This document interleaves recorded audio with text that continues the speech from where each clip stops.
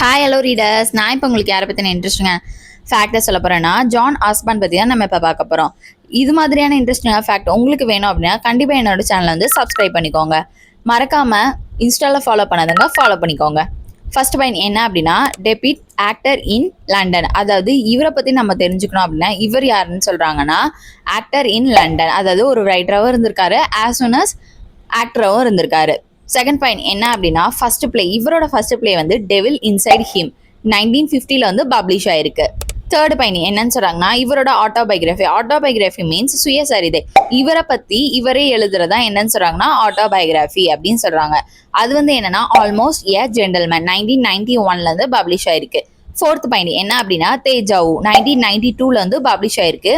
இது வந்து எதோட சீக்வல் அப்படின்னு சொல்றாங்கன்னா லுக் பேக் இன் ஆங்கர். அதாவது லுக் பேக் இன் ஆங்கருக்கு அடுத்தது வந்து எது என்னன்னா தேஜா ஊ. அதாவது சீக்வல் மீன்ஸ் என்னன்னா தொடர்ச்சியா வர்றது.